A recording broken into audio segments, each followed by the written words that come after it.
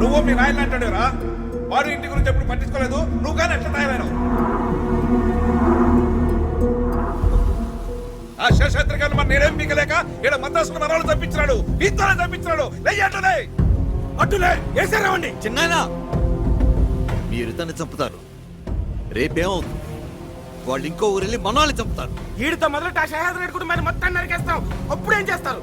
అట్టు తప్పుకో. నరేంద్ర, మీరు వాళ్ళ కుటుంబాన్ని చంపే లోపల వాళ్ళు మన కుటుంబంలో నలుగురిని చంపుతారు. మీ పగల కోసం అమాయకులు బలి తీసుకునే హక్కు మీకెవరిచ్చారు, వాళ్ళకెవరిచ్చారు? ఇప్పుడు ఏం చేయమంటావరా? వాడిని వదిలేసి సన్నాసిలో ముసుగేసుకుని ముండలో ఎండలో కూర్చోమంటావా? ఏంట్రా ఆడితో మాట్లాడేది? ఈయన గారికి పుచ్చలపల్లి సుందరయ్య గారి ఆదర్శం. ఆయన పేరు చివర రెడ్డి తీశాడు, ఈయన పేరు చివర నాయుడు తీశాడు. ఆయనలాగా ఈయన కూడా వాటాకొచ్చిన పొలం అంతా పేదోళ్లకు పనిచేశాడు. అడ్డమైన వాళ్ళంతా అడ్డపంచులు ఎగ్గొట్టుకుని మన కళ్ళ ముందే తిరిగేటట్టు చేశాడు. ఈడు మన కుటుంబంలో చెడపుట్టాడు రా. ఈడి చంపుతారా?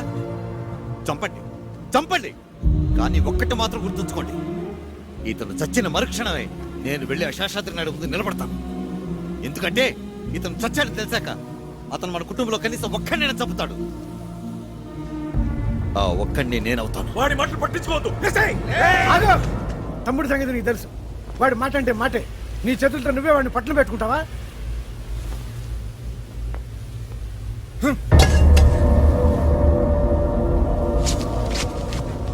వెళ్ళు.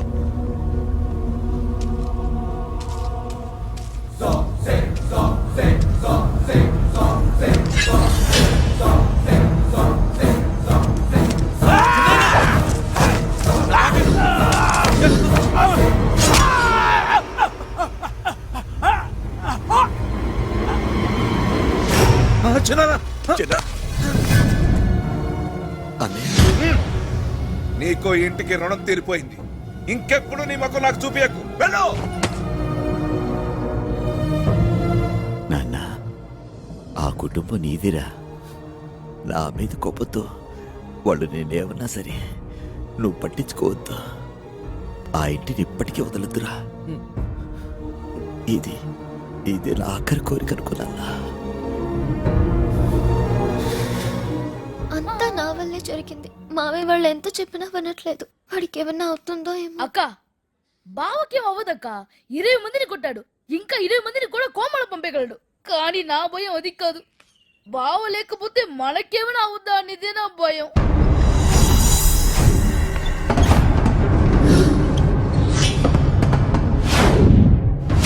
ఏ గాడెవరు నీకు అలవాడు?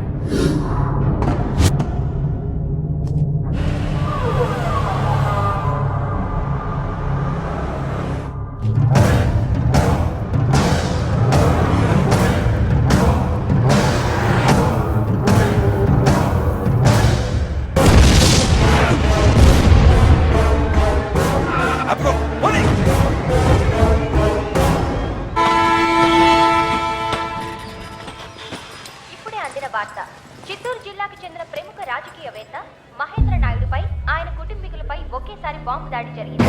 అయితే చిన్న చిన్న గాయాలతో అందరూ తప్పించుకున్నారు. ఆయన ప్రత్యర్థులు చాకచక్యంగా మీరందరూ మంచి కోరేవారని మా నాన్న ఇప్పుడు చెప్పేవారు తాత. అందుకే మీ దగ్గరికి వచ్చాను. ఏంటి తాత ఇది? పెద్దవాళ్ళ మధ్య గొడవలు ఉంటే వాళ్ళు చూసుకోవాలి. ఆడవాళ్ళని పిల్లల్ని చంపాలనుకోవడం ఏంటి? నేను ఎన్నో విధాలుగా చెప్పి చూశానురా. ఆ శేషాద్రి నాయుడు ఎంతప్పటికీ వాళ్ళు మొదలు పెట్టారు, నేను ముగిస్తానంటున్నాడు. వాళ్ళు కాదు తాత, వాళ్ళ కథ నేను ముగిస్తాను. అంటే